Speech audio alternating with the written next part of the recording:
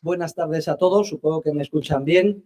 Es para mí un placer, un honor y una enorme satisfacción estar aquí hoy. La verdad es que todas y cada una de las horas que he pasado y estoy pasando en Chile son para mí motivo de una gran felicidad personal. Es la segunda vez que visito este gran país. Para mí es emocionante encontraros, escuchar este castellano tan perfecto que parece recién salido de la Universidad de Valladolid. Y no solo eso, una educación exquisita en todos los ámbitos. Los castellanos somos gente muy, ¿cómo le diría yo? Iba a decir violenta, no, pero muy echada para adelante. Si no, no habríamos conquistado América. Y la verdad es que son 11.000 kilómetros los que he volado y realmente es algo sorprendente que prácticamente en el otro extremo del globo terráqueo nos encontremos exactamente igual o incluso mejor que en casa. Muchas gracias a Chile y a los chilenos por acogernos también. Y también por a Libertad y Desarrollo y especialmente, como no podía ser, a la pareja Cáceres, es decir, a Carlos y a Inés Consuelo, que, bueno, nos han acompañado, hemos ido juntos a múltiples reuniones de la Sociedad Montpellier cuando yo era un hombre joven y con fuerza. Y además, pues a mí me producía especial satisfacción tu challenge, que dicen los anglosajones, es decir, ir desafiando con ideas radicales, no como ahora que soy un tibio. Y yo recuerdo que siempre Carlos me miraba con una cierta sonrisa de escepticismo, pero jamás, nunca me llevó la contraria, diciendo, bueno, este Jesús, a ver si se calma un poquito, etcétera. Pero siempre acogiéndonos como unos íntimos amigos. La verdad es que cuando íbamos a estas visitas de la Montpellier, hace mucho tiempo que no voy porque la considero un antro de tibios, pero siempre estábamos buscando ver dónde están los Cáceres, porque ya sabíamos que ahí teníamos una acogida familiar. La verdad es que sois muy afortunados de contar con Carlos Cáceres y sobre todo con Inés Consuelo. ¿Y de qué os voy a hablar? Bueno, hay una referencia que por referencias, ya sabéis que yo soy íntimo enemigo de la Escuela de Chicago, en términos estrictamente científicos y sin ánimo de ofender. Y recuerdo una legendaria reunión con Milton Friedman que duró 3 horas. El pobrecillo no se podía ir porque íbamos en tren y estábamos en el mismo departamento. Viajábamos, no sé si estabas en esa reunión, o de Lausana a Zúrich o del Zúrich a Lausanne. Y yo digo, aquí tengo a Milton Friedman, esta es la mía. Premio Nobel de Economía, se lo acaban de dar, y yo empecé, pam, metodología, no tienes ni idea, pam.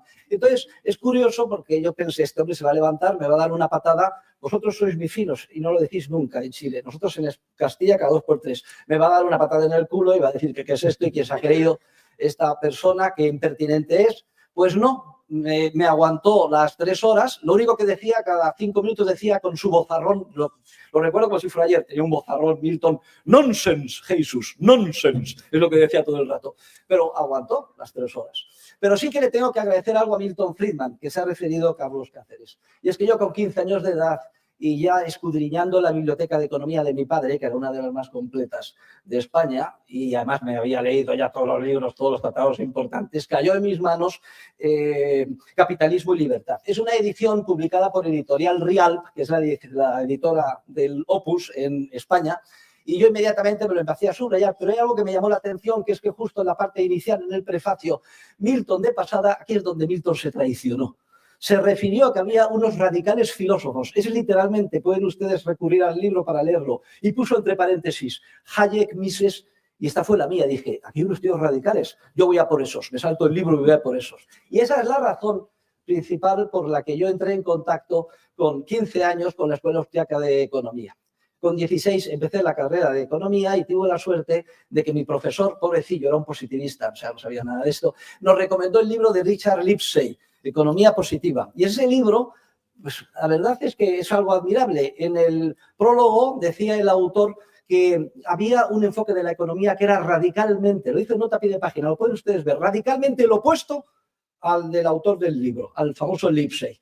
Y ese enfoque es el enfoque de la praxeología y la concepción deductiva de la economía debido a, entre otros, Ludwig von Mises. Y luego añadía, lo cual demuestra una gran apertura intelectual del autor de la obra positivista, decía, toda especialista en economía debe de leer La acción humana de Mises. Y entonces, a mí, fijaros, acababa de ver en Capitalismo y Libertad esa referencia a Mises y luego en el primer curso de economía que doy en mi vida, de la mano de un neoclásico, me obligan a estudiarme un libro atroz, escrito por Lipsey, positivista, pero que desde la entrada reconoce que hay otro enfoque radicalmente distinto a la ciencia económica, que es el proporcionado por la escuela austríaca. Esto para mí supuso un impulso tremendo que además se reforzó aún más cuando, terminado el primer año, le dieron el premio Nobel de Economía a Hayek. No os podéis, os tuteo, imaginar el impulso que esto supuso. Un año entero luchando con mis profesores en la universidad y yo tengo bastante garra cuando resulta que termina el curso y justo al comienzo del siguiente le dan premio Nobel al que yo venía insistentemente insistiendo, Hayek, Mises, etcétera. Esto me dio un prestigio entre mis compañeros, todos, repito, de 16 años, y un temor a mis profesores que decían, joder, lo siento mucho, hablan entre unos y otros. Este año te ha tocado a Huerta de Soto en clase. Y, pobre, etcétera. Bueno, esto es simplemente un pequeño detalle autobiográfico para poner en contexto un poco el origen de cómo entré yo en contacto con la escuela austríaca. Bueno, y entonces me dice Carlos Cáceres, que yo no sabía que tenía que dar una conferencia, pero no me importa porque yo llevo un catálogo de rollos siempre preparado por si existiera algún evento como este. Y nada mejor que hablar, porque si estoy aquí hoy y en Chile es gracias a mi directo discípulo Víctor Espinosa, que con motivo del viaje al que he sido invitado a Argentina para recibir un doctorado honoris causa por SEADE, que es, como saben ustedes, una universidad que fue fundada por otro compañero nuestro en la Sociedad Montpellerin, Alberto Venegas Lynch, hijo, y bueno, pues yo acepté encantado. Y luego pues el presidente de la República Argentina, que es una persona muy apasionada, como todos sabemos, de alguna manera extrapola mi pasión académica en el ámbito político. Lo que pasa es que algunas veces pues, puede considerarse que con algún exceso, pero bueno, yo creo que ha producido muchos réditos desde el punto de vista personal. Pero es una gran persona, o sea, todo el trato que he tenido con él, es una persona llena de corazón, es una persona que por cualquier cosa se emociona. En el premio que le dimos, el premio Juan de Mariana, el pasado 21 de junio en Madrid, en el Casino de Madrid. No sé si habrán tenido la oportunidad ustedes de escuchar o leer el discurso, el encomio, dura 14 minutos, que le dediqué. Le tenía enfrente con Karina y yo veía cuáles eran sus reacciones a mis palabras. A los 2 minutos se puso literalmente a llorar, pero con unas lágrimas. Yo no he visto a un hombre llorar tanto. Y luego, como es bastante desarropado, no tenía ni siquiera un pañuelo. Al final tuvo que venir un escolta con un Kleenex y le quitaba las lágrimas. Se lo digo para que se den ustedes un poco, se den cuenta un poco del personaje. Pero sí que les recomendaría, si tienen la opinión, que se pongan en Google, se metan, pongan encomio del profesor Huerta de Soto, Javier Milei, o incluso en las separatas o piezas, como dicen aquí, que he traído, pues está también por escrito este discurso. Y al final le hice un regalo especial, le regalé un óleo ciclópeo de 3 metros por 2, que con la banda argentina, que se lo llevaron con grandes dificultades y que tiene él puesto pues, en la residencia de los Olivos, como regalo personal él dice, de su profesor Jesús Huerta de Soto. Porque, aparte de esto, es una persona muy generosa desde el punto de vista personal e intelectual. Desde el punto de vista personal, él recibe con los brazos abiertos a cualquiera que, no importa cuál sea su procedencia, incluso ideológica o política, si ve la verdad y acepta con lealtad las ideas de la libertad, le recibe siempre con los brazos abiertos. Pero sobre todo es una persona muy generosa desde el punto de vista intelectual, porque en cualquier ocasión que tiene no deja de citar a sus maestros, a la Escuela Austriaca de Economía y además a Hayek, a Mises, al gran Rothbard. Tiene de vez en cuando alguna veleidad y hace alguna referencia a Friedman, pero bueno, nadie es perfecto. Y a un servidor. Yo cuando me acuerdo que estaba en Mallorca navegando en mi barco, salimos del puerto Puerto Portals, y yo le dije al capitán que me lo sacara y entonces me puse en popa a ver la Puerta del Sol y en ese momento me llaman por el móvil y me dicen: te está citando en su toma de posesión Milei. ¿Pero qué es esto? ¿Cómo? Y efectivamente estaba el rey de España, Milei, y la primera o la segunda frase que dijo es una cita a un servidor que no me merezco. Dijo, como dice el gran profesor Huerta de Soto, la ayuda a la pobreza genera pobreza. La única manera de salir de la pobreza es con más libertad. Lo digo como un simple botón de muestra de la generosidad intelectual de Milei. Pero Milei lo que reconoce sobre todo es que lo que le cambió su vida es su toma de contacto con la Escuela Austriaca de Economía. Lo ha explicado en muchas ocasiones, no lo voy a repetir aquí los detalles concretos de cómo esto se llevó a cabo, pero la verdad es que Milei no es un político profesional. Milei es un profesor de economía.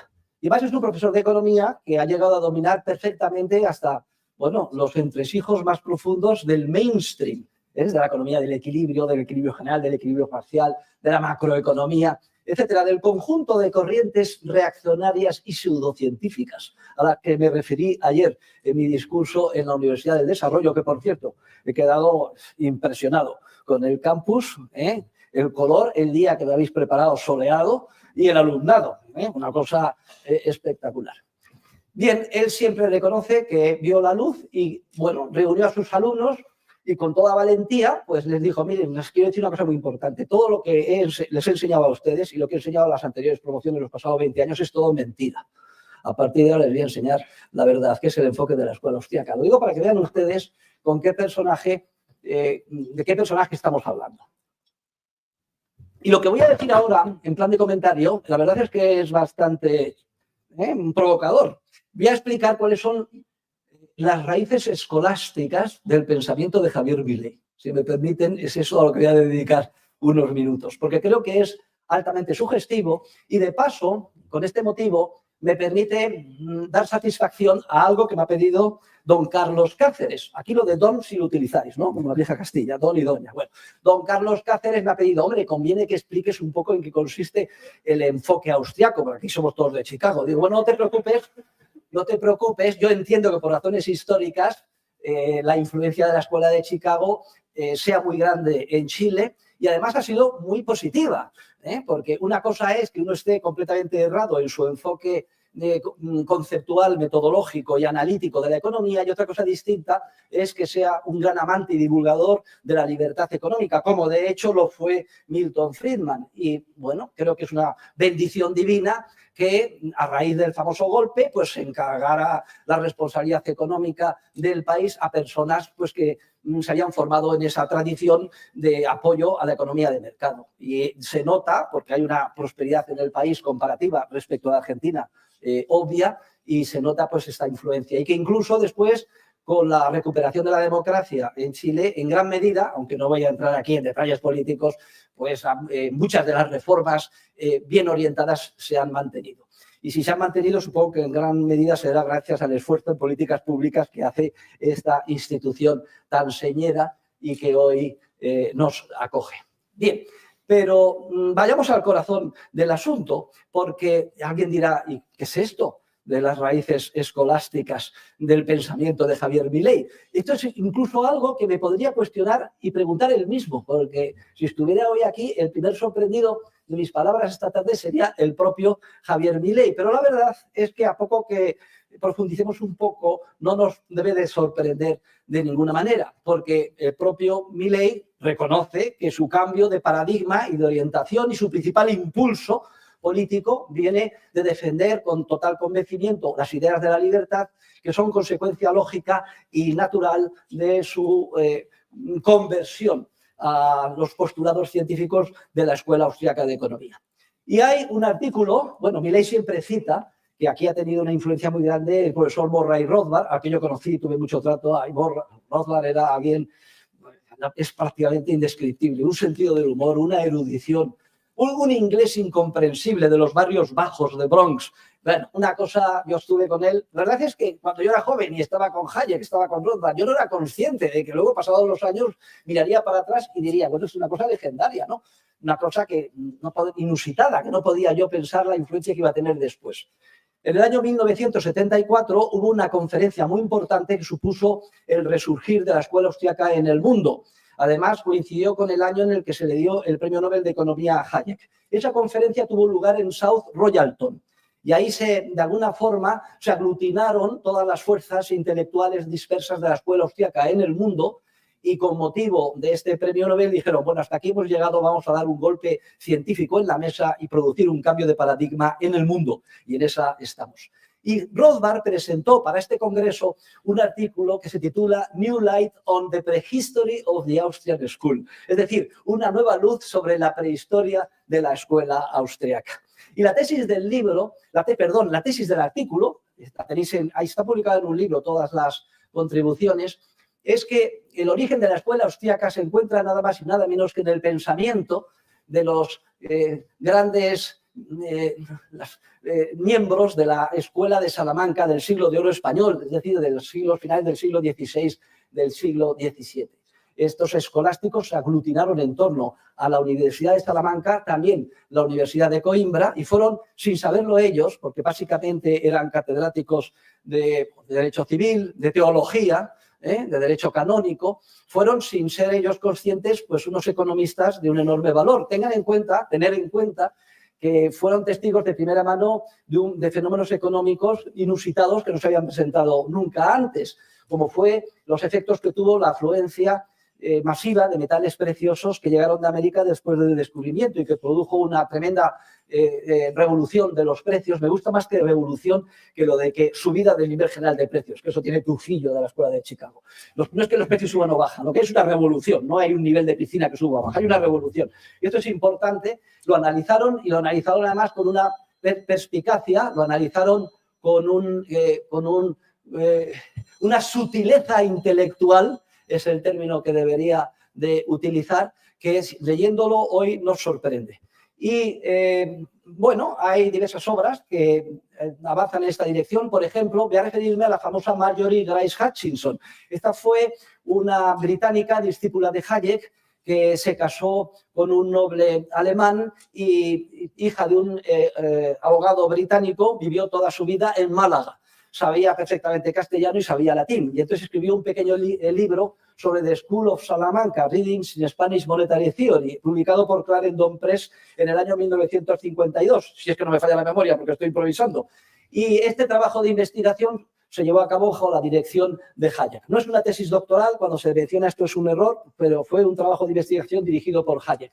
Porque Hayek descubrió que el origen de la economía de mercado y de la libertad de empresa no se encuentra en Escocia, ni en el norte de Inglaterra, ni mucho menos en el pensamiento protestante ni calvinista, ni mucho menos en la tradición de Adam Smith, que en todo caso supuso una desviación perversa en nuestra disciplina hacia el equilibrio y la teoría objetiva del valor-trabajo, sirviendo en bandeja todo el argumentario para que luego Marx construyera la teoría de la explotación. No. Hayek quedó convencido, sobre todo de su trato con otro compañero en la Mont Pelerin Society, Bruno Leoni, de que el origen de la libertad, el origen de la concepción dinámica del mercado se encuentra en el pensamiento de origen continental, católico y mediterráneo alimentado por la Escuela de Salamanca a partir del siglo XVI. Y precisamente para seguir profundizando en esta línea es por lo que apoyó a Marjorie Grace Hutchinson en su trabajo de investigación. Pues, ¿qué es lo que hizo Rothbard? Rothbard dijo, bueno, voy a partir del trabajo de Marjorie Grace Hutchinson, pero voy a ver el resto de las contribuciones claves de la Escuela de Salamanca, a ver si coinciden o no, y de alguna manera las podemos conectar con las principales contribuciones de la Escuela Austriaca. Y encontró que sí, que van como anillo al dedo y que el origen de la Escuela Austriaca se encuentra en la Escuela de Salamanca. No es de extrañar, porque España era el imperio, dominaba toda Europa. Solamente quedó Francia, aislada en todas sus fronteras por las fuerzas españolas, y además también era el centro intelectual de Europa en el siglo XVI y XVII, y las ideas fluían, sobre todo a través de Italia. Los italianos son más listos que el hambre, si no está aquí mi directo discípulo Bernardo Ferrero.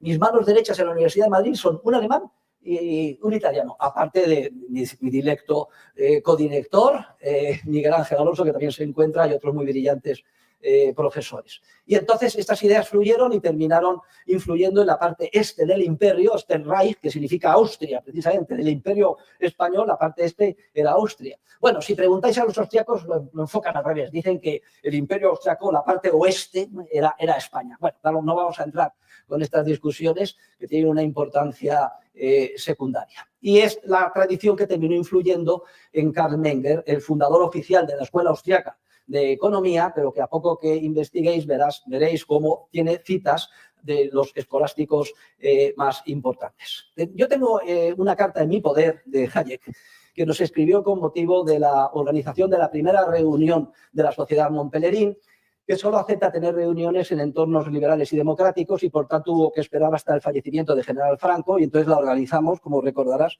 en el año 1976-77, cuando le dimos el doctorado honoris causa en Salamanca pues a Hayek, etcétera. Y ahí Hayek nos dice que tenemos que ser conscientes que el origen de la teoría del mercado no se encuentra en los pensadores británicos ni en Escocia, sino que es un origen continental y católico. Menciona un trabajo de Robertson y el trabajo que ya decimos de Marjorie Grice Hutchinson y añade que además no dejemos de trabajar este artículo que estoy comentando sobre New Light on the Prehistory of the Austrian School, escrito por Rothbard, y dice que desde luego es muy convincente todo lo que dice Rothbard al respecto. Y ahora vamos a entrar un poquito en faena. Porque claro, si Milley reconoce que el origen de lo que da fuerza a su pensamiento y convicción es la escuela austriaca, y resulta que el origen de la escuela austriaca está en el pensamiento de los escolásticos de nuestro siglo de oro español, pues obviamente ahora entendemos el porqué del origen escolástico del pensamiento de Javier Milley. Y Milley siempre dice que su primer shock traumático, su conversión, como la de San Pablo, saben que iba a San Pablo persiguiendo judíos y de pronto cae del caballo y dice, oye, ¿por qué persigues a los judíos, coño? Sígueme. Bueno, pues algo parecido le pasó a Milley y esa conversión fue cuando cayó en sus manos un artículo de 140 páginas de Rothbard demoliendo toda la teoría neoclásica y de Chicago sobre la competencia y el monopolio. Entonces el leyó y dijo, pero todo lo que enseñó es mentira, todo esto está equivocado. Toda la teoría antimonopolio, todo esto está equivocado. Y es cuando se produjo ahí ese correspondiente shock. Porque la teoría de la competencia, la teoría del monopolio, en general la teoría del mainstream, da por supuesto un mundo estático de equilibrio basado en la constancia y en la maximización.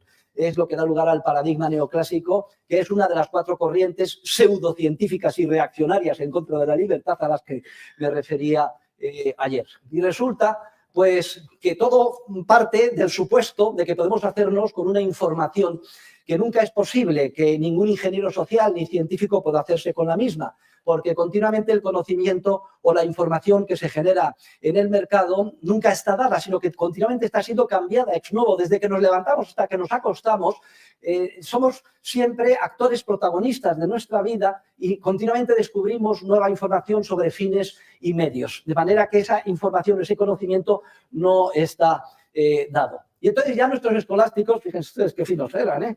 Tenemos, por ejemplo, el gran Juan de Lugo, que en el año 1645 se pregunta, ¿es posible llegar a conocer el precio de equilibrio de las cosas? Que dan por supuesto, Gary Becker, toda la escuela de Chicago, Main Street, etc. ¿Es posible llegar a conocer el precio justo de las cosas? El precio de equilibrio de las cosas. Él lo denominaba en latín pretium justum mathematicum. Y entonces contesta que es tan compleja la información que haría falta para llegar a conocer cuál es el precio de equilibrio, que pretium justum mathematicum licet soli deo notum. Depende de tan gran cantidad de circunstancias que sí se puede llegar a conocer el precio de equilibrio, pero solo por Dios. Fíjense ustedes qué pensadores más finos.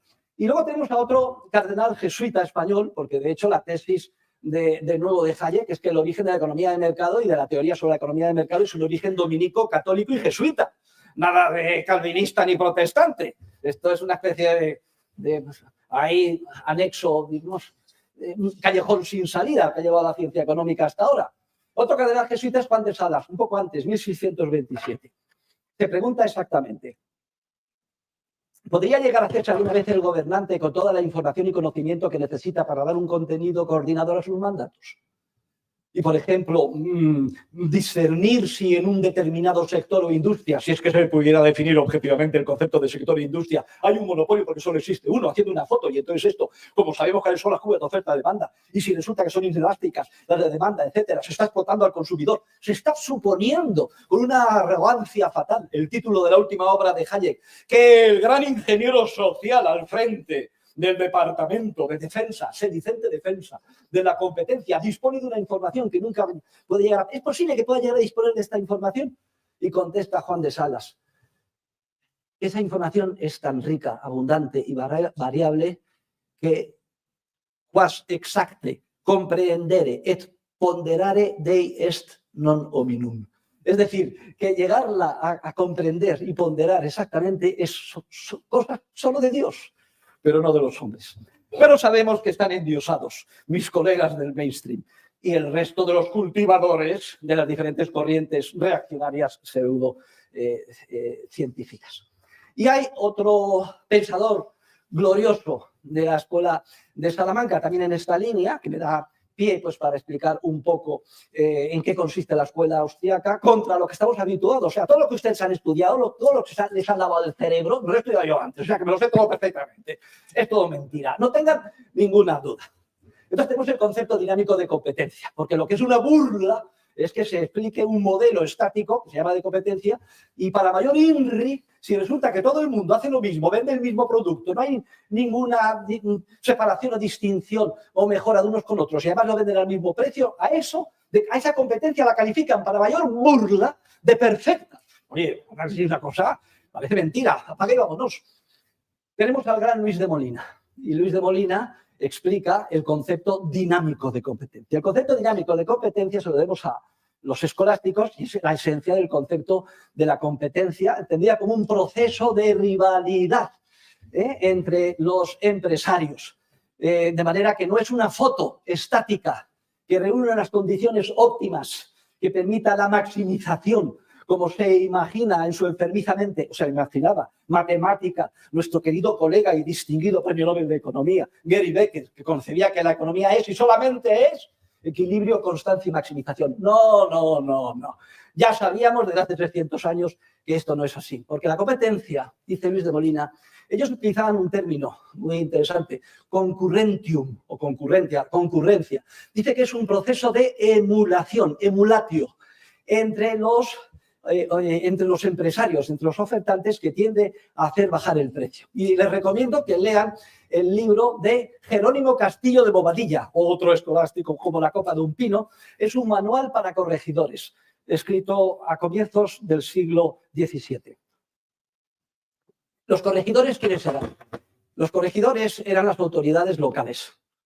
Y entonces había diferentes manuales para enseñarles qué es lo que tenían que hacer para fomentar el orden, etcétera, ¿no?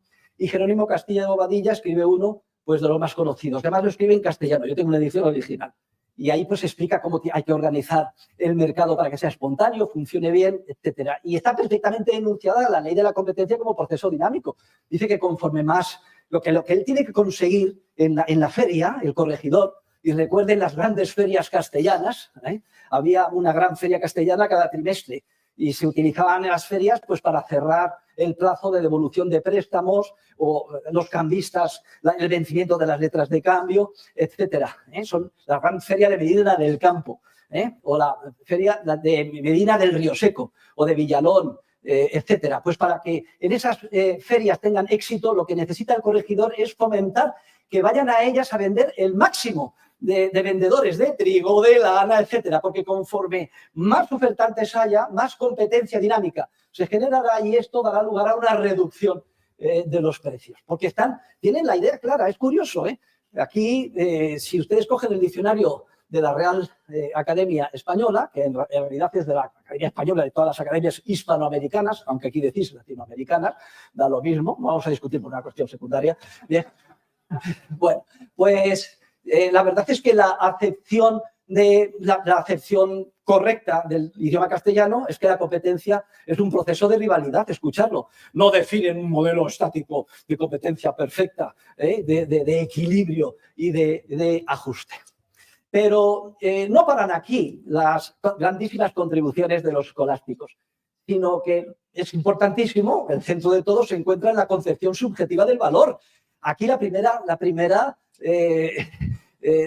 enunciación más exacta y precisa de qué consiste tal cosa se la debemos al gran obispo de Segovia y ministro de Felipe II, Diego de Covarrubias y Leiva. Para mí especialmente querido, porque en el máster oficial de Economía de la Escuela Austríaca todos los años organizamos un viaje a Segovia, metemos a todos los alumnos en un autobús, Segovia está a 1 hora de Madrid, y vamos todos en procesión a la Catedral de Segovia.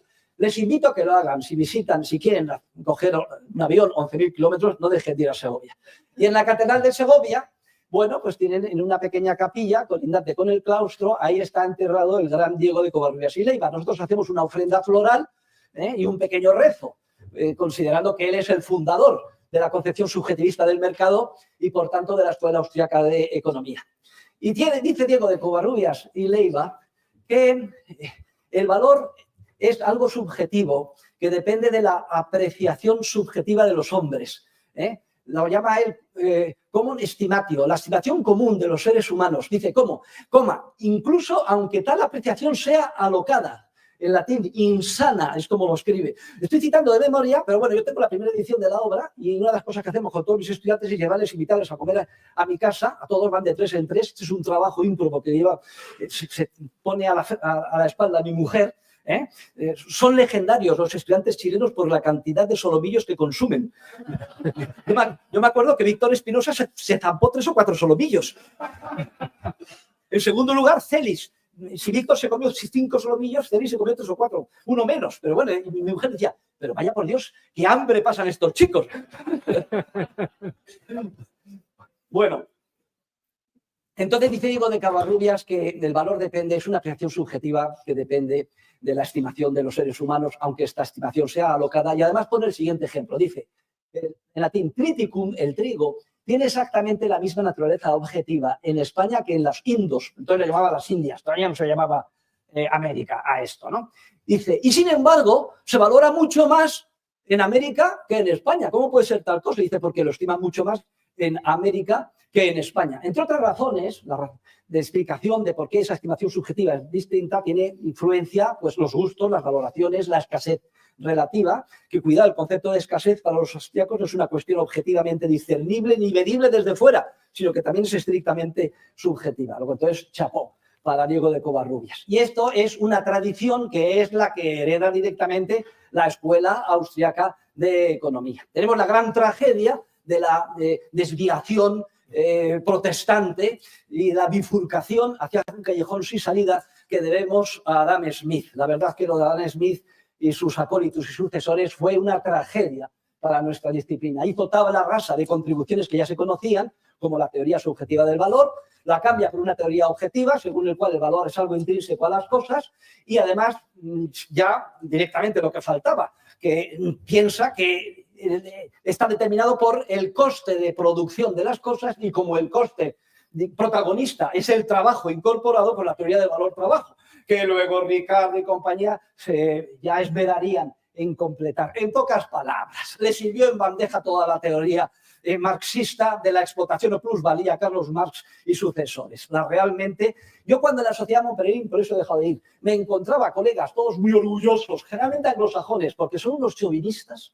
No le iba a decir del carajo. Con sus corbatas de Adam Smith presumiendo de liberales, a mí siempre me daba ganas de quitarles la corbata y ahorcarles directamente su corbata. Pero ¿cómo podéis llevar una corbata a Adam Smith estando ante los escolásticos españoles y además por una persona que ha metido en un callejón sin salida a nuestra disciplina? Pero no solo eso, es que todavía más grave lo de Adam Smith, porque hace tabla rasa del objetivo que tenían los escolásticos, que era tratar de explicar cómo se determina el precio en cada momento en el mercado. Y él se fija nada más metodológicamente, conceptualmente, en tratar de explicar un hipotético precio natural a largo plazo de equilibrio, es decir, el precio de equilibrio, es decir, también está abriendo la puerta a toda modelización de equilibrio que posteriormente haría completamente estéril la ciencia económica y no me importa que sea en su versión del equilibrio parcial o del equilibrio general. Que tranquilo me quedo habiendo despachado contra Adam Smith.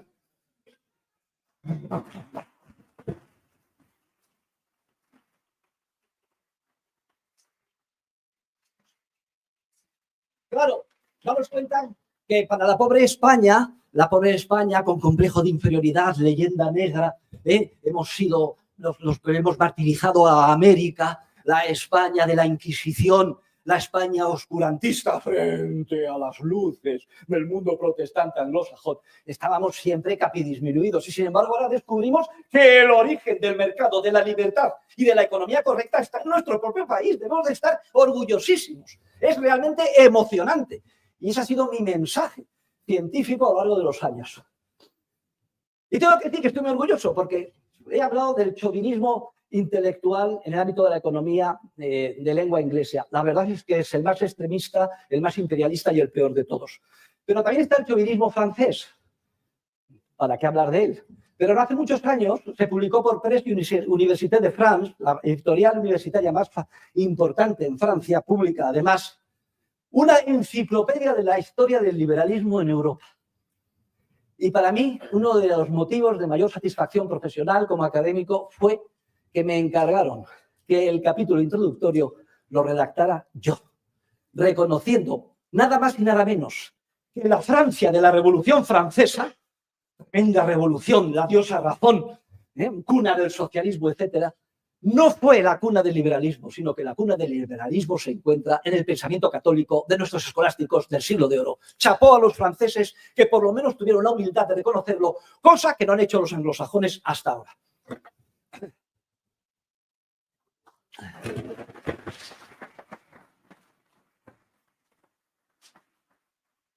Pero claro, no solo la teoría subjetiva de valor, hay otro escolástico extraordinario que es Luis Sarabia de la Calle. El gran mérito de Luis Sarabia de la Calle es que escribe en vez de en latín en castellano y su obra se titula Instrucción para mercaderes. Es la manera como entonces se denominaba a los empresarios. Estos agudísimos científicos de la economía o economistas, sin saberlo ellos, en realidad desarrollan todos sus manuales con la finalidad de poder aquilatar qué actividades que desarrollaban los mercaderes eran lícitas y cuáles eran ilícitas. Y, por tanto, si cometían o no pecado, y en su caso, orientar en la correspondiente penitencia. Bien, pues si ustedes leen el trabajo de Luis Sarabia de la Calle, se dan cuenta de que, siguiendo esta doctrina de la teoría subjetiva del valor, es el primero que perfectamente articula que son los precios de mercado los que determinan los costes, y no al revés, como piensan todos los teóricos del equilibrio, Chicago, el mainstream, etcétera. En el modelo de equilibrio coincide precios y costes y luego dan el salto completamente injustificado de pensar que son los costes los que determinan los precios,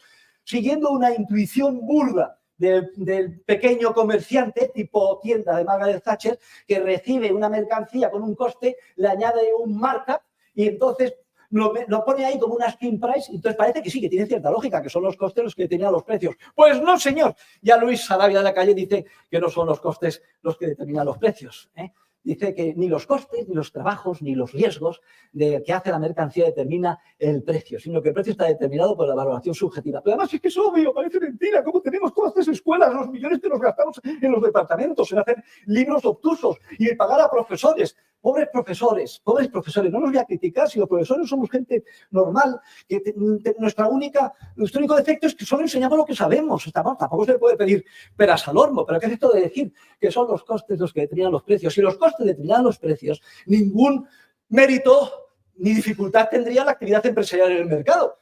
Simplemente meteríamos costes, trabajo, etcétera, y tendríamos garantizada la recuperación vía precios. Hay algo ahí que no encaja. Parece mentira cómo ha desaparecido la sensatez en nuestra disciplina, por esa especie de complejo de inferioridad que tenemos con el mundo científico natural y de querer crear y formar ingenieros sociales. Realmente clama al cielo el estado de nuestra disciplina. Es realmente increíble que en pleno siglo XXI todavía tengamos esto. Hay que hacer una revolución en la disciplina. Esta fue mi pequeña contribución que hice ayer, que no sé si el mensaje se llegaría a recibir o no por completo. Bien, por cierto, Luis Sarabia de la Calle murió viajando en galeón de España a América y, claro, fue enterrado, como se hace, lanzando el cuerpo al océano Atlántico. Hay un gran pensador argentino de historia del pensamiento económico de origen rumano que se llama Oreste Popescu. Oreste Popescu es especialmente meritorio porque ha investigado algo que también era obvio. Resulta que estos escolásticos, muchos de ellos se embarcaron y fueron los fundamentos de las primeras grandes universidades que se fundaron en América por los españoles. San Marcos de Lima, en México, etcétera. Y lo que ha hecho Oreste Popescu es seguir la pista a estos pensadores y encontrar escolásticos subjetivistas y que entendía bien la relación entre precios y costes, pero ya escribiendo en América, como por ejemplo Juan de Matienzo, estoy citando de memoria, o Albornoz. Os recomiendo que leáis las obras de Oreste Popescu, porque ya es la conexión directa con vosotros que estáis aquí. Pero no paran aquí las contribuciones de la escuela de Salamanca, que han influido y son el fundamento o los cimientos de la escuela austríaca, sino que he dejado el ámbito de la teoría monetaria, que es el más importante, porque tenéis al gran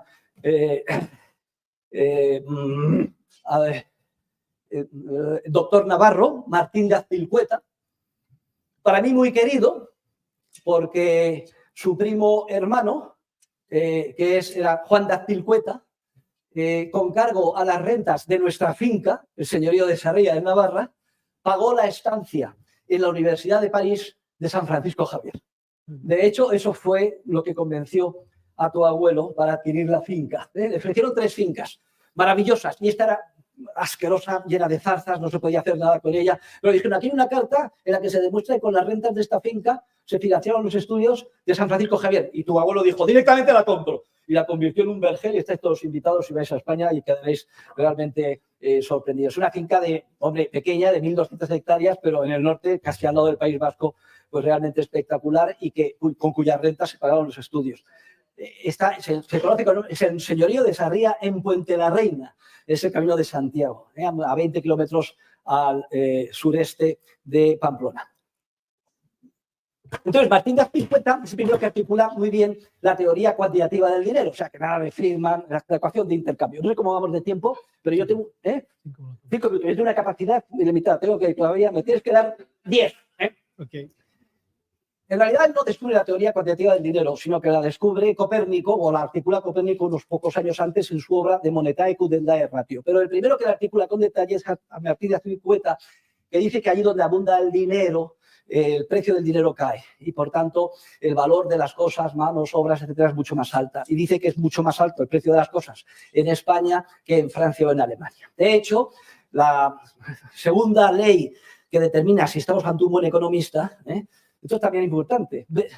Hayek, Best Test of a Good Economist. Este es uno de mis artículos científicos. Hayek dejó escrito que el mejor test para descubrir si estamos ante un buen economista o no es si entiende la idea de que demand for commodities is not demand for labor. Es decir, que el aumento de la demanda agregada de ninguna forma incrementa el empleo, sino que es al revés. Me llevaría un poco de tiempo, pero una de las consecuencias lógicas de la teoría austríaca del capital. Pero la segunda ley, el segundo test de un buen economista es el de Huerta de Soto, que es el de entender que el incremento de la cantidad de dinero jamás produce prosperidad. Y además es un regalo envenenado. Y es lo que sucedió a España, porque convirtió mi país en un erial, en un solar. Era tan caro todo que no era competitivo. Lo más interesante era importar todos los productos de Francia e Italia. Y quebraron todas las empresas, pequeños talleres artesanos, agricultura, etcétera, en España. No quedaron a los jóvenes españoles nada más que 3 salidas. Iglesia, conseguir un beneficio eclesiástico; mar, cruzar el océano a hacer fortuna en las Américas; o Casa Real, servir al rey en los tercios de Flandes. Y así mi país ha sido un erial y un país subdesarrollado hasta prácticamente ayer, por culpa del regalo envenenado del crecimiento monetario. Y a ver si se enteran en el Banco Central Europeo y en la Reserva Federal con el quantitative easing y lo que nos han inyectado. Pero la teoría cuantitativa del dinero tiene un fondo de verdad, que es esta, pero pasa por alto lo más importante. Y es que la inyección monetaria nunca produce modificaciones en el nivel general de precios, sino que desarticula completamente la estructura de precios relativos. Por cierto, ¿me equivoco o veo allí en lontananza al gran Rolf Luder? Oye, Rolf, un abrazo muy grande. Nunca se me olvidará la sesión a la que me sometisteis hace 25 años. Menuda encerrona, que le llaman los Luders. Me tenían esperando allí las mentes más brillantes de la escuela de Chicago, 25. Y yo ya entonces tenía fuerza, no como ahora, que estoy cabizbajo. Y entonces, venga, pregunta, pam, pam. Por lo menos me estuvisteis 4 horas. Al final llegué muerto de hambre y deshidratado a la universidad. Os agradezco la prueba y además vamos a darle un aplauso muy importante a don Rolf.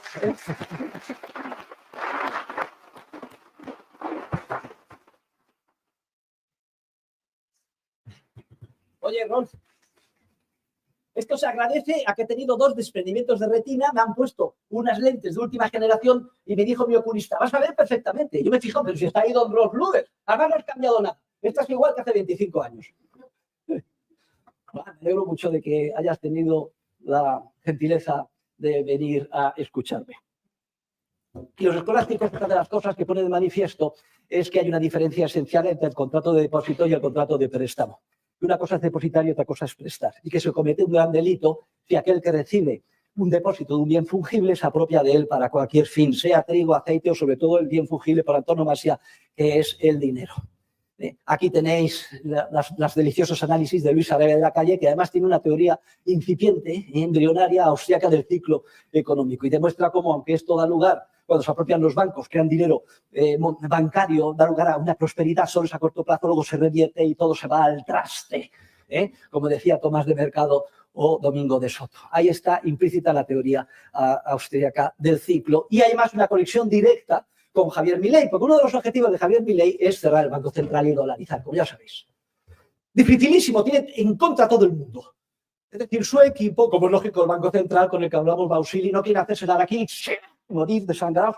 Toda la banca privada, su principal fuente de ingresos, es exponer a la ciudadanía con el señoriaje que supone la creación de dinero bancario, todos los organismos internacionales en contra, porque si se hace esta reforma y que tiene éxito, y lo tendría claro, queda en evidencia todo el sistema financiero que tiene pies de barro, toda la inestabilidad que continuamente genera.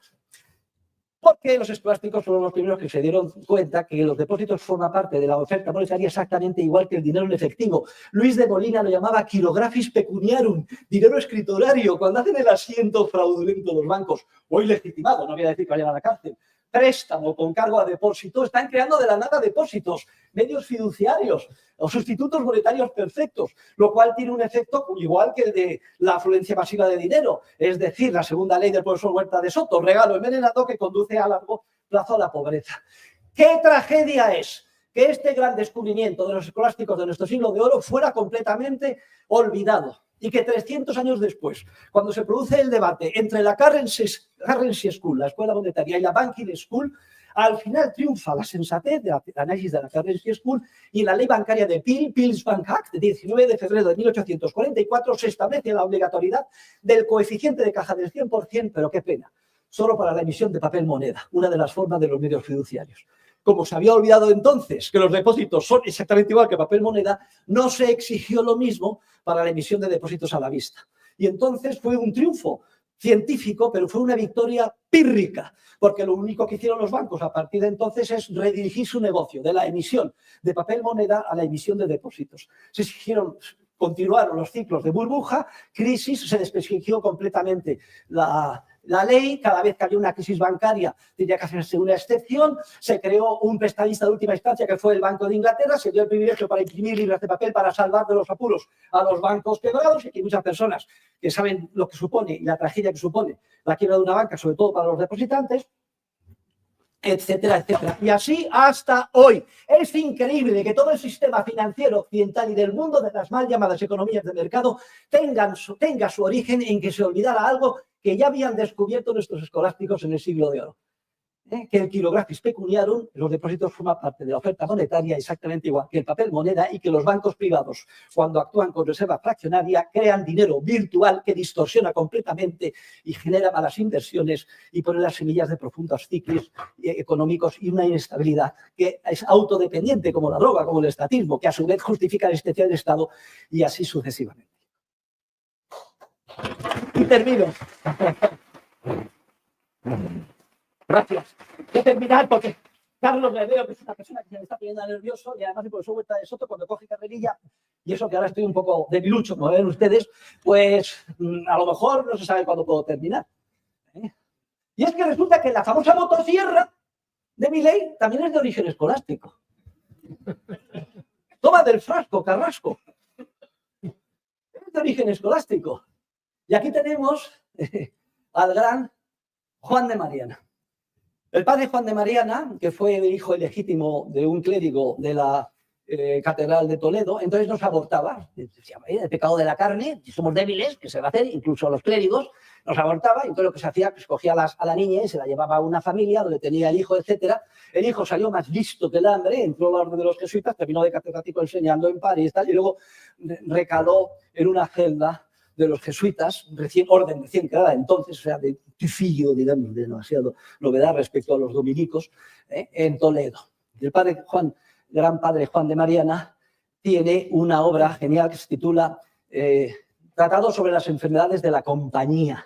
¿Y qué compañía es esa? La compañía de Jesús. ¿Y qué es lo que dice Juan de Mariana? Dice que esa compañía no puede funcionar porque está creada de manera jerárquica, de arriba abajo, siguiendo un esquema militar, ordena y mando, y dice que es loco que el ciego, que es el que está arriba, quiera guiar al que ve, aun cuando el que ve sea tuerto, porque carece de la información de primera mano, que la pierde. Y dice que cuando las leyes son muchas y en demasía, como no se puede ni siquiera saber, a todas se pierde el respeto y forzoso es se caiga en hierros muchos. Estoy citando literalmente. Número de páginas de legislación impresas en nuestro país el año pasado. 1.350.000 páginas. Por todas las administraciones públicas, el 47% de ellas inspiradas por la Unión Europea. ¿Qué es lo que hay que hacer? Meter la motosierra y cargarse toda esta regulación. ¿Pero dónde se ha visto? Ya lo decía el padre Juan de Mariana. Y afortunadamente ha creado un ministerio al frente del cual se encuentra Sturzenegger, que, hombre, piecemeal social deregulation, poquito a poquito está podando esta maraña tremenda. Pero bueno, supongo que ustedes que tienen conocimiento de primera mano de lo que pasa en Chile será algo muy parecido. Pero también hay que meter la motosierra al gasto público. Vuelvo al padre Juan de Mariana, dice que ¿cuál es la única solución? Reducir el gasto público, porque el rey tiene tantas pensiones, dispendios, subvenciones, etcétera, que eso no lo puede soportar la hacienda pública. Y sobre todo si resulta que se quiere financiar haciendo inflación. Sobre esto vamos a hablar enseguida. Y entonces, ¿qué es lo que hay que hacer? Reducir el gasto público y sobre todo poner acento, dice, y no meterse en guerras innecesarias. Lo digo ahora que en Europa nos han salido los neocons de debajo de las piedras, no salgo de mi asombro, con un belicismo, no se puede ustedes imaginar. Vamos a gastar 500.000 millones en rehacer la Wehrmacht. ¿Pero dónde se ha visto esto? Pero si la OTAN no es necesaria para nada, pero si cuando cayó el comunismo, que pinta ahí la OTAN, y menos para España, que está en el otro extremo de Europa, y nosotros siempre hemos sido neutrales en todas las guerras. No lo metan ustedes en líos. Ucrania y todos los países amenazados por Putin tienen todas mis simpatías, pero si resulta que tú tienes un vecino que está medio loco, primero, llévese bien con él, coño. Y segundo, ármese hasta los dientes. Y como está muy cerca, ármese mucho. Pero no nos metan en líos a los españoles, joder, y que no pintamos nada en la OTAN. Que nuestro único riesgo geopolítico es las ciudades de Ceuta y Melilla, que expresamente están excluidas del tratado de la OTAN. Es decir, si Marruecos quisiera amenazarla, la OTAN no lo defendería nada. Es un pequeño exabrupto pacifista que tiene su origen en los escolásticos de nuestro siglo de oro. No meterse en guerras innecesarias. Y volvemos a Milei, porque tiene otra obra genial. Padre Juan de Mariana, que se titula De Monetae Mutatione, traducida al castellano con breve tratado sobre la moneda de millón que al presente se labra en Castilla y de otros desórdenes y abusos. Y ahí explica perfectamente que el envilecimiento de la moneda que estaba llevando a cabo Felipe III a través de su marido, el duque de Lerma, quitar plata, multiplicar el número de unidades monetarias es un proceso inflacionario. Él no conocía el término entonces. Y dice que eso equivale a un impuesto. ¿Y qué es el impuesto más perverso? Porque es el impuesto que más daño hace, especialmente a los más pobres y vulnerables. Y que además que es un acto de tiranicidio, porque es un impuesto que se impone de manera subrepticia y sin la autorización de los gobernados. Perfectamente escrito.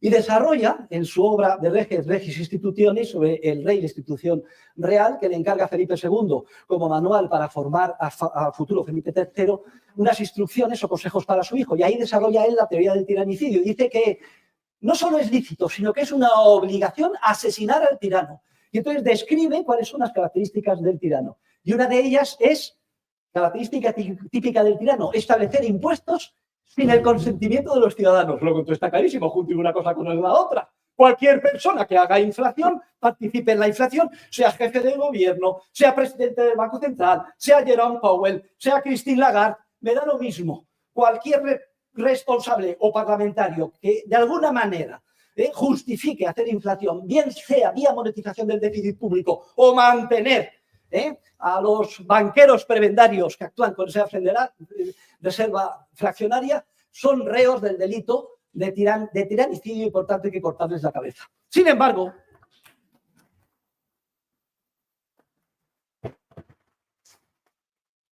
esto es lo que decían nuestros escolásticos. Sin embargo, mi ley es mucho más generoso. Solo ha propuesto no de cortar la cabeza, por Dios.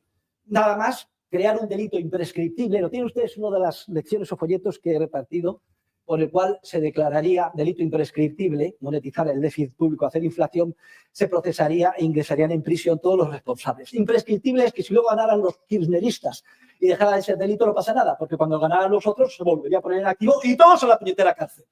Luego, entonces, hemos avanzado mucho y tenemos que congratularnos de la gran misericordia y dulcificación que ha sometido mi ley al pensamiento de los escolásticos del siglo de oro.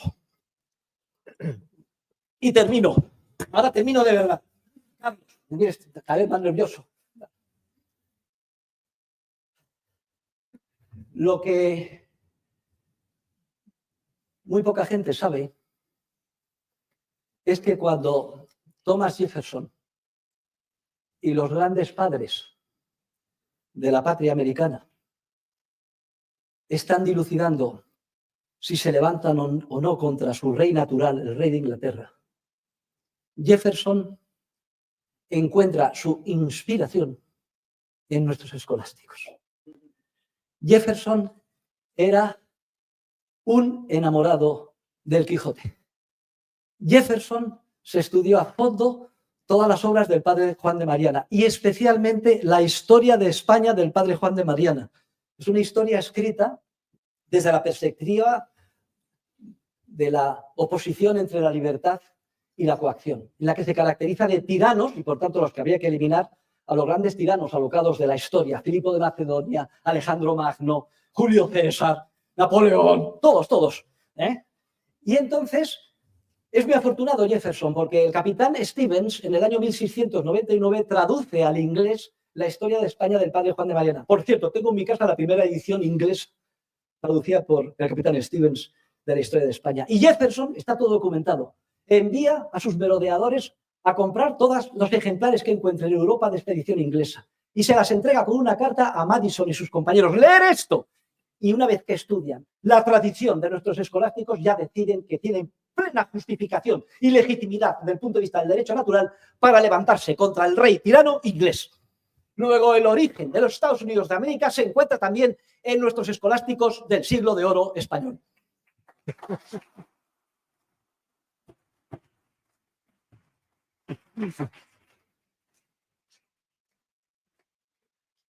Yo estoy contento y encantado, si no fuera, porque no quiero abusar ni de la paciencia de ustedes, ni del nerviosismo del moderador, pero yo les puedo garantizar que me tiraba otra hora y media, porque tengo aquí en el tintero, y por cierto, he tenido que improvisar todo esto porque yo no sabía que tenía que dar una conferencia. Me encanta estos desafíos. Recuerden ustedes que mi abuelo era banderillero de Juan Belmonte. Aquí no tienen corridas de toros, ¿no?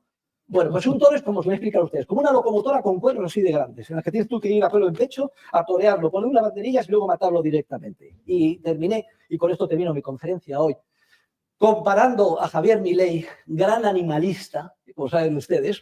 O sea que si hay que matar un animal, Milei tiene más o menos sus dudas, ¿eh? ¿Verdad que sí, Filip? Bueno, pues comparando a Javier Milei como un torero. Decir en España, torero, torero, es poco menos que decir que uno es un héroe, por razones obvias. Y el toro, que hoy nos toca y es nuestra responsabilidad moral lidiar y matar, el toro es el Estado. Muchas gracias.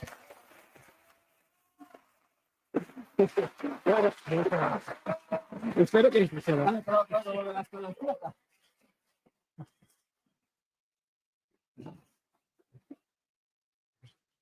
hace mucha ilusión descubrir a Rolf. Bueno, muchas gracias, Jesús, por esta conferencia que sin lugar a dudas abre perspectiva, abre nuevos caminos y no cabe la menor duda que la colaboración que hace Jesús, en lo que es el pensamiento económico, da una ilustración de caminos a seguir en el orden social que llamamos el orden económico. Habiendo leído alguna de las separatas que me envió Jesús en preparación de esta reunión, voy a tocar primero que nada el tema del Banco Central.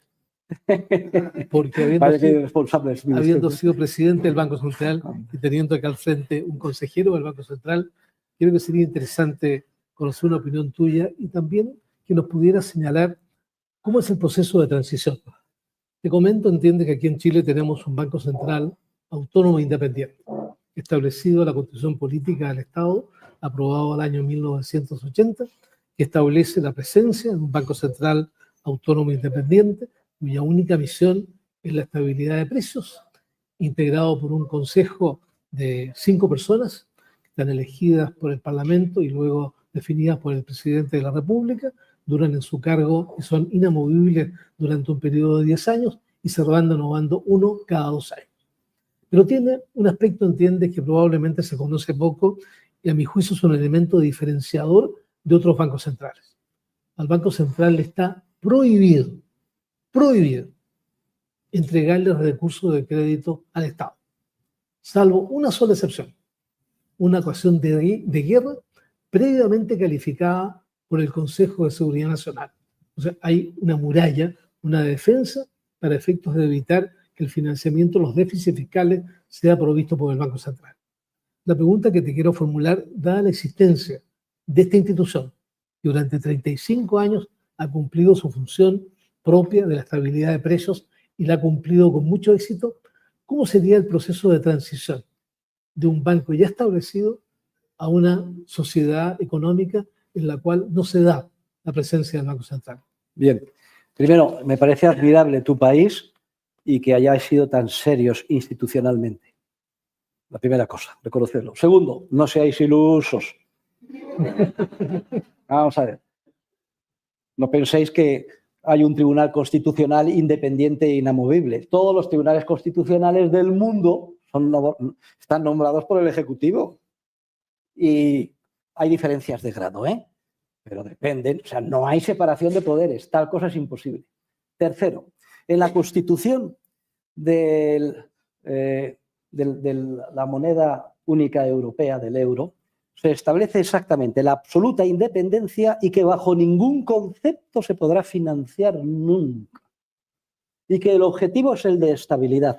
Las tres cosas, Esa fue la condición por la que aceptaron los alemanes, tenemos aquí, abandonar a su querido marco y pasar al euro. Las tres han sido traicionadas. Se dice, no, es que se emite deuda pública y la compramos. Eso no es monetizar, aunque sí que lo es. Esto es simplemente una política monetaria. Y llega al Tribunal Supremo de la Unión Europea y lo aceptan. Y Lagarde últimamente acaba de bajar el 0,25%. Tiene prohibido, el objetivo nada más es estabilidad monetaria. Ha bajado el 0,25% y lo argumenta de la siguiente manera. Obviamente con el Trump la economía en Europa está muy tristona y hay que cebarla. Mira, pero si esto está prohibido por la Constitución. Quiere decir que echa la ley, echa la trampa. Por tanto, solamente países tan serios y tan probos, solamente en países tan serios y tan probos como en Chile, cabe concebir que esto funcione medianamente bien. Pero sois la única excepción en el mundo. Y ahora, otra cuestión, la transición. Os voy a decir la transición que es muy sencilla. Si es para dolarizar, es relativamente más fácil, porque la que explico yo en mi libro es para pasar al patrón oro puro con coeficiente de caja del 100%. Presidente de la República de Argentina ha conseguido un préstamo del Fondo Monetario Internacional de 15.000 millones, 12.000 de entrega inmediata y 3.000 dentro de poco. Tiene un swap de 6.000 millones con China. Bueno, 15 y 6, 21. Préstamos de Banca Morgan, etcétera, etcétera, otros 5 o 6.000 millones. Más 6.000 que tiene el Banco Central, total 37.000 millones de dólares que tiene. En este momento puede canjear peso dólar de toda la base monetaria ampliada. Pero inmediatamente, mañana. Bien, no es suficiente. Porque también tiene que canjear la parte de los depósitos a la vista generados por la banca privada. La verdad es que el sistema bancario argentino estaba muy poco desarrollado por razones obvias de la hiperinflación, pero ahora en este momento en el que hay, digamos, con esta rebaja del 25% del gasto público y el superávit que se ha conseguido, pues hay un relativo sentimiento de prosperidad, la gente está empezando a pedir préstamos a la banca y gran tragedia, la banca los está acomodando mediante expansión crediticia. Hay que parar cuanto antes esto. Pero claro, hay que entender a los políticos. En este momento y con elecciones en noviembre no lo va a parar porque daría lugar a cortísimo plazo a un enfriamiento de la economía que no le vendría bien. Supongo, yo no he hablado con Milei y no sé exactamente lo que piensa, pero seguro que por aquí van los tiros. El acto de valentía tremendo de salir del cepo parcialmente, pero bueno, sobre todo para las personas físicas la semana pasada, es un paso muy bueno en la buena dirección. Y aquí termino, porque esto que os estoy diciendo vale exactamente igual para que lo veáis en Chile. Irving Fisher establece un sistema de transición en los años 30 para pasar al coeficiente de caja del 100%. Él lo que concibe es que se emita por el Estado todos los dólares necesarios y se compren los activos de la banca para obligándoles a continuación a que el dinero que perciban quede esterilizado como coeficiente al 100% de los depósitos a la vista. El problema de esa transición de Irving Fisher es que equivale a nacionalizar la economía. Yo tengo un sistema de transición totalmente que supera al de Irving Fisher en función del mercado libre, clarísimo, lo que yo propongo es crear el dinero necesario y entregárselo a los bancos como colateral de los depósitos a la vista. Luego veremos qué son los depósitos a la vista, porque incluyen los depósitos a corto plazo hasta un plazo determinado, digamos un mes. Pero esto es otro tema, digamos, secundario. En el momento en que se haga eso ya se exige, esto no es inflacionario, porque queda esterilizado ese dinero como coeficiente al 100%. Es simplemente reconocer la realidad de que los medios fiduciarios o sustitutos monetarios perfectos creados secularmente por la banca que opera con esa fraccionaria son dinero. Bien, y una vez que los dejas consolidados, quedan protegidos todos los activos monetarios de los depositantes en los bancos. Pero ¿qué es lo que pasa? Al hacer esto, quedan liberados todos los activos de la banca que actualmente lucen como colateral de los depósitos. Y lo que propone un servidor es titulizarlos en unos fondos gestionados por la propia banca y canjearlos por los títulos de deuda pública. Dicho de otra forma, los miles de millones de dólares que le faltan para canjear dólar-peso al 100%, incluyendo los depósitos, ya los tiene simplemente con la operación Huerta de Soto, descrita en el capítulo 9 de mi libro. Y siempre digo lo siguiente: si a un servidor le dieran el premio Nobel de Economía, cosa literalmente imposible, porque no soy políticamente correcto, pero añado entre paréntesis que para Dios no hay nada imposible, si a un servidor le dieran el premio Nobel de Economía sería por esto, sobre todo si lo llevara Milei a la práctica. Y además os lo sirvo en bandeja, porque podéis hacer lo mismo vosotros, que tenéis una economía mucho más desarrollada, un sistema financiero, como veo, mucho más serio, y podéis hacer el canje cuanto queráis. El único problema es que sales de Málaga y te metes en Malagón. Hombre, te metes en el dólar, y eso es... Pero bueno, estamos en el área dólar. Como un segundo paso ya sería libertad de elección de monedas y luego eventualmente hacer el canje por oro. Porque, señores, yo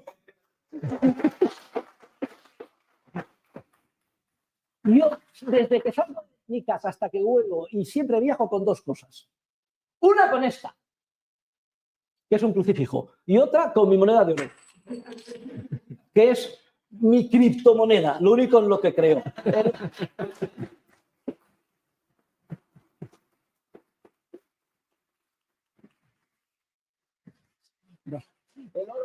El oro en la Iglesia Católica representa la caridad, el amor. Y amor y libertad son inseparables. Deus caritas est. Es decir, tú no puedes amar a alguien y que esto implique violencia. Yo te quiero mucho porque eres pobre y entonces a punta de pistola le voy a quitar a otro para que te lo den a ti. El amor y la libertad son inseparables. Dios nos ha creado a su imagen y semejanza por amor y libres, porque Dios es libertario. El reino de Dios se dice que no es de este mundo. Pero nada de que hay que dar al César lo que es del César y a Dios lo que es de Dios, porque del César no es nada. Y el reino de Dios ya ha llegado, ya lo tenemos, y va a acabar con los reinos de este mundo. Porque Dios es libertario y el ser humano está creado a imagen y semejanza de Dios.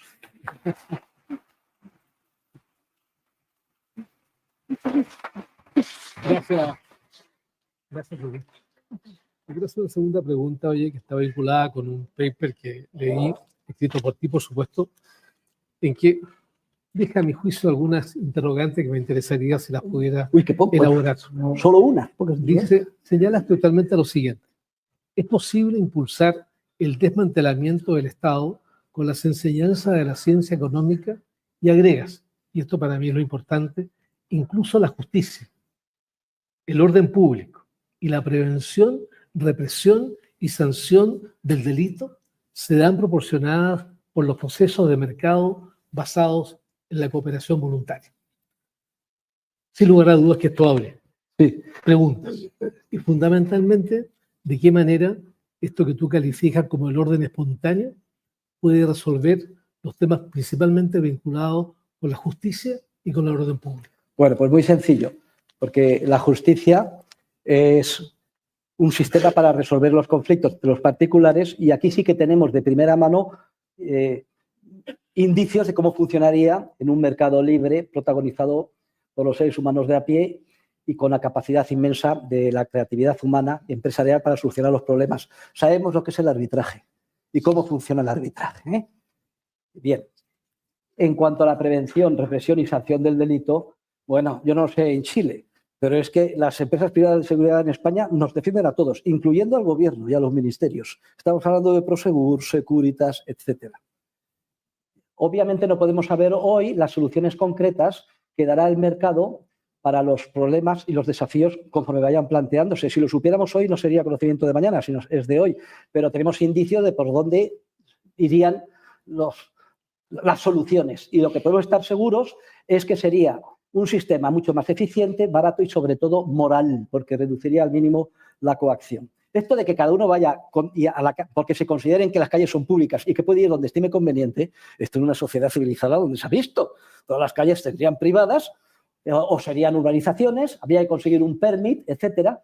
Y la gente lo que pasa es que como estamos con el cerebro lavado por el Estado y además estamos acostumbrados a que bienes que consideramos esenciales como hospitales, orden público, etcétera, los proporcione el Estado, identificamos que el Estado es igualmente necesario porque pensamos con un error, un automatismo erróneo que si no existiera el Estado no tendríamos ni hospitales, ni calles, ni justicia, ni seguridad y claro que las tendríamos. Y no voy a hablar aquí de todos los esfuerzos de ciencia ficción que han hecho los anarcocapitalistas que conciben un entramado de agencias privadas como compañías de seguros, lo digo porque yo soy el propietario de una, y se adscribiría cada uno a esa agencia de seguridad, cada una de ellas patrocinaría un sistema jurídico determinado, unos más católicos, otros no, otros LGTBI, etcétera, y se ocuparían de defender y solucionar los conflictos. ¿Y qué pasa si hay un conflicto entre una agencia y otro? ¿Y qué pasa si mi hija se queda embarazada, quiere abortar y en mi agencia no se permite? Y entonces mi hija quiere irse a otra agencia donde sí se permite. Como es lógico, no lo voy a mantener a punta de pistola. Eso sería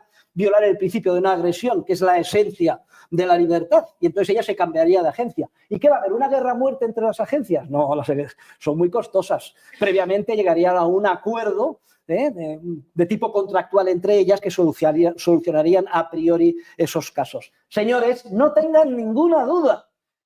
Primero, el avance de la tecnología va a favor de la anarquía de propiedad privada, del anarcocapitalismo. Y segundo, se abre un mundo que ni siquiera podemos imaginar. La riqueza y la prosperidad, no de 8.000, de 80.000 millones de seres humanos u 800.000 millones de seres humanos en un entorno de libertad. Luego, yo sé que es muy difícil porque hemos vivido toda la vida en este entorno y pensamos que es lo natural, ¿eh? Pero es lo más que te puedo decir. Gracias, Jesús. Otro alcance que está vinculado con, tú tocas en varios aspectos de tu separata, el tema, entiende, de la Iglesia Católica. Te quería llevar a tocar un tema, oye, que surge normalmente leyendo en aspectos vinculados con la Iglesia Católica, que es el concepto de bien común. Y ese concepto de bien común fundamentado en 4 principios fundamentales. El principio de la solidaridad, el principio de la subsidiariedad, el principio de la participación y el principio de la sociabilidad. La pregunta concreta va en la siguiente dirección. Dentro de un orden espontáneo, ¿cómo calificas tú, cómo configuras tú este concepto de bien común y qué importancia les das a estos principios que sustentan una sociedad que tiene como misión la búsqueda del bien común? La máxima importancia, pero es que falta uno, el más importante. Vale. Pues viene una adúltera y le dicen, está Jesús escribiendo en el suelo, ¿no? Haciéndose el despistado. Hemos cogido esta en adulterio flagrante. Ajá.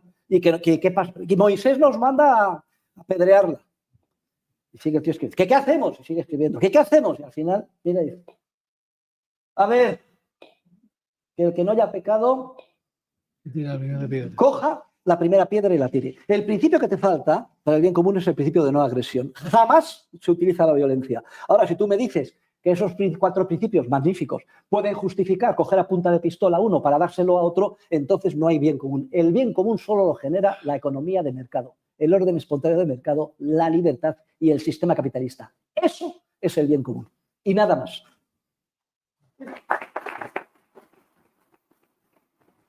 Por cierto, estamos de luto porque ha fallecido muy recientemente el líder de la Iglesia Católica, nuestro Papa Francisco. Y rezamos por él.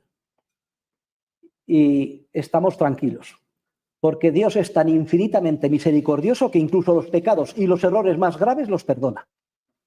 Y en segundo lugar, estando como está seguro ya en el cielo, resultado de esa infinita misericordia, habrá podido ver por primera vez con total claridad que la mejor manera de defender a los pobres, vulnerables y desvalidos a los que tanto quiere y todos queremos es a través de la economía del mercado, el sistema capitalista y la libertad de empresa.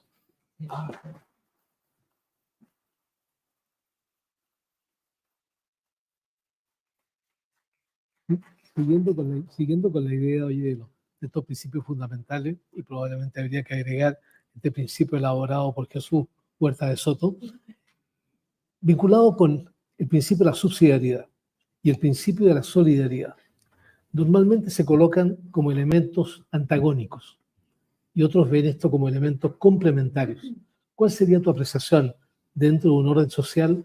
¿Cómo juegan el principio de la subsidiariedad y el principio de la solidaridad? Bueno, la subsidiariedad da por supuesto que existe un Estado y por lo menos como second best que solo intervenga cuando la sociedad civil de forma autónoma no ha podido solucionar el problema. Bueno, digamos que esto es una manera de capear el temporal, pero muy débil. La solidaridad la explica muy bien San Juan Pablo II. Dice solidum. Esto viene de una cadena que tiene un eslabón unido con otro. Y dice que el mejor modelo de solidaridad es la economía de mercado, que pone en contacto a todos con todos. Y todos salimos ganando. Incluso no solo los próximos, la ayuda al prójimo, sino ayuda al que ni siquiera llegamos a conocer. Se refiere concretamente, creo que es en los números 45 y 46 de Centésimos Annus, a la cadena sin límite de solidaridad que supone el mercado.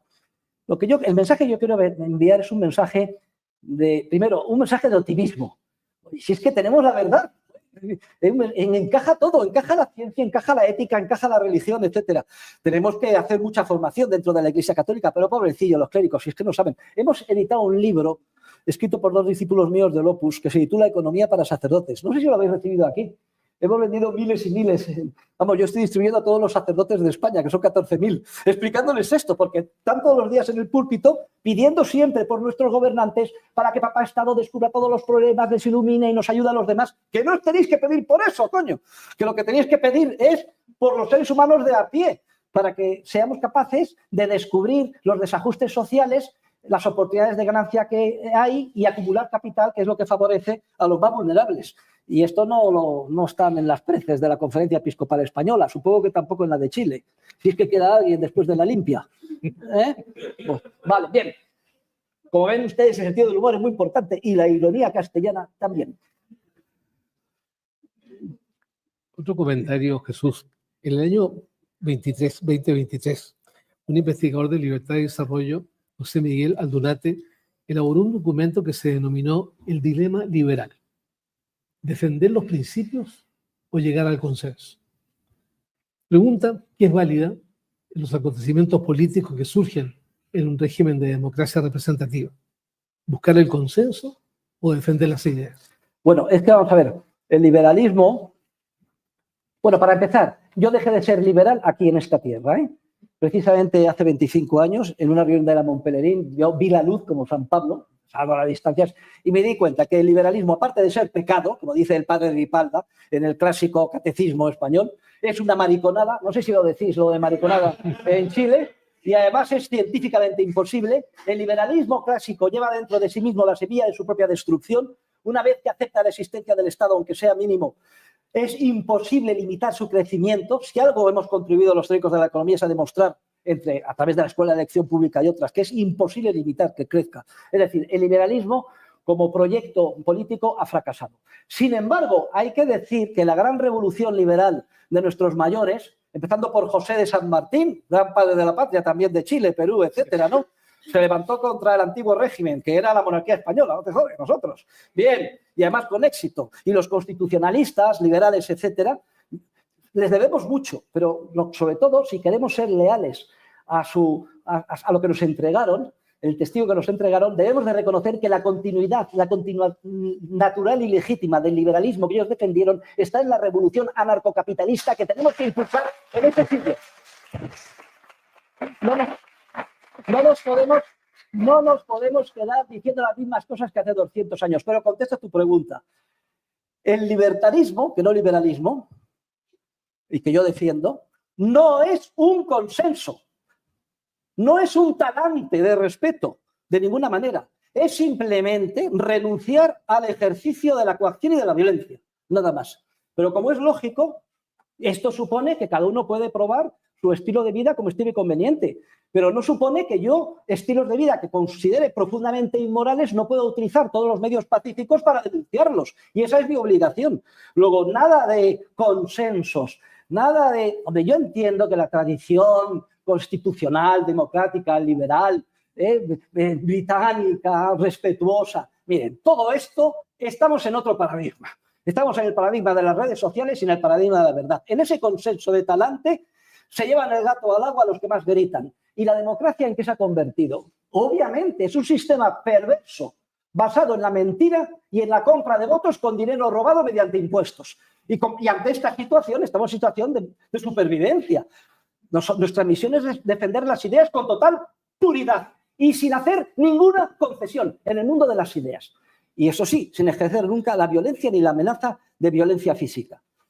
Y si yo creo que tiene el mérito de mi ley es precisamente el triunfo en la batalla de las ideas. No importa lo que pase en Argentina, si al final triunfa o no. Yo deseo lo mejor a sus vecinos, y la verdad es que es muy meritorio lo que se ha logrado hasta ahora. Pero mi ley ya ha triunfado. Porque es emocionante, no se pueden ustedes ni imaginar. La gente joven, el término anarcocapitalismo, que era una cosa desconocida, es moneda común en la calle, en España, en Francia, en Italia, en todo el mundo, no sé si en Chile. Y la gente joven está cada vez más familiarizada con las obras de Mises, Rothbard, Hayek. Miren, como decimos en España, terminología taurina, ya está el toro en la plaza y es imparable.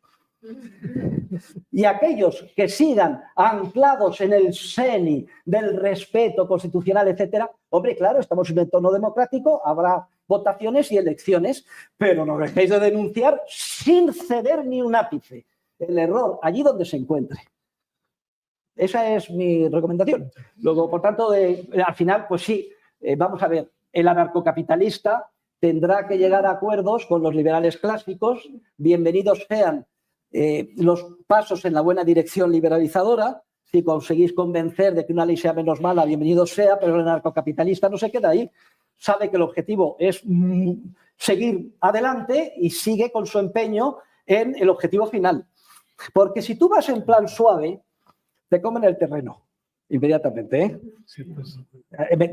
Me temes. No sé si estaréis de acuerdo conmigo o no. Bueno, pero, Carlos, se nota y te agradezco muchísimo que hayas dedicado tu Semana Santa, en vez de a rezar e ir a procesiones, a leer mis artículos. Si los sé, no te los mando. No fue como penitencia. Una penitencia. Entonces no entiendo, sí.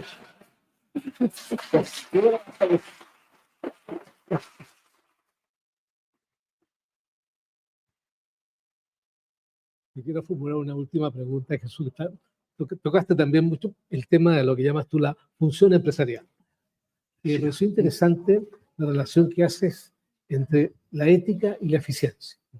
Creo que valdría la pena que, dado entiende que estamos en un régimen de economía de mercado y debemos entender la necesidad de que al lado de la eficiencia se dé el comportamiento ético de los actores de la economía de mercado.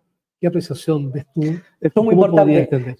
Que ética y eficiencia sean dos dimensiones distintas que admitan combinaciones variables es una de las excrecencias peores de la economía neoclásica en general y de la llamada economía del bienestar en particular. Ellos consideran un mundo de ajuste perfecto, se considera el óptimo paretiano, que es la eficiencia estática, si estás en alguno de los puntos de la curva de posibilidades máximas de producción, y luego, de acuerdo con Samuelson, habría una hipotética función de bienestar social que recogería la idea de lo que es justo o injusto y existirían múltiples posibilidades de intersección para combinar, como se quisiera, diferentes combinaciones de eficiencia y justicia. Todo esto es una cagada intelectual y un error monstruoso, porque parte de esa concepción estática del concepto de eficiencia paretiana que yo he sustituido con el concepto de eficiencia dinámica. La eficiencia dinámica, hay uno de mis libros más famosos es The Theory of Dynamic Efficiency, publicado por Routledge y que recomiendo a todos. La eficiencia dinámica es al revés. Concibe que un sistema, un ser humano, una empresa, es más eficiente conforme más impulse la creatividad empresarial en libertad y la coordinación. Entonces cambia radicalmente el asunto. Y si queremos entrar en el fango del instrumental analítico neoclásico, diríamos que más lo relevante no es estar en la curva de posibilidades máximas de producción, sino que gracias a la creatividad cada vez vaya más hacia afuera. Pero si es que no existe tal cosa, ¿cómo puedo caer? Pensar. Pero bueno, qué tentación. Incluso yo caigo en el pecado. Voy a ver qué penitencia. Me voy a confesar. Padre, he pecado. Durante unos segundos he utilizado el instrumental analítico neoclásico. ¡Jo, hijo! Lete 1000 Padres Nuestros y reza, etc. Es el peor de los pecados, ¿no?, que cabe concebir. Bien, entonces con la concepción dinámica del mercado, que tiene sus orígenes escolásticos, resulta que ya no eficiencia y justicia no son dos dimensiones distintas, sino que son dos caras de la misma moneda. Porque solo una idea de la justicia, solo la justicia correctamente entendida, como el respeto a la propiedad privada, genera la eficiencia dinámica. De manera que lo justo, de verdad, bien entendido, no puede ser nunca ineficiente. Y al revés, lo eficiente no puede ser justo.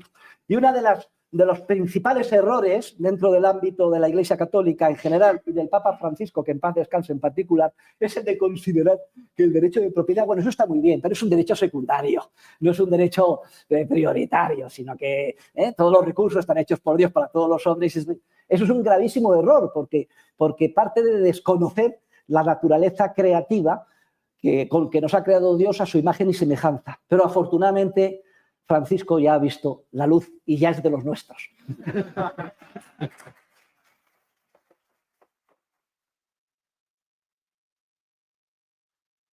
Voy a terminar esta sesión contando una anécdota que hemos vivido con Jesús Huerta de Soto. Cuando analizábamos el título de la conferencia que le pedíamos a Jesús dar hoy día a la tarde, le mandamos un WhatsApp, le colocamos el título que nosotros sugeríamos, que era Política Económica y la Escuela Austriaca. Me contesta Jesús Huerta de Soto: prefiero un título más radical, Anarcocapitalismo y la Escuela Austriaca. Le contestamos nosotros de Libertad de Desarrollo: nos gusta un título menos radical. Y le sugerimos una lista de títulos que finalmente escoge él, el tema, entiende, de la economía y la escuela austriaca. Y me dice finalmente, en un párrafo aparte, me dice: ustedes son unos tibios, unos zurdos y unos socialdemócratas. ¡Qué vergüenza!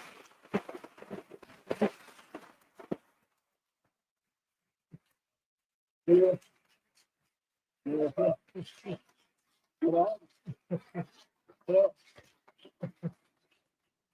lo dije sin acritud y con sentido del humor.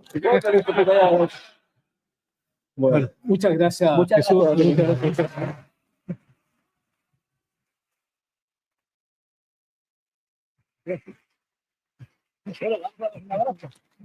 Ay,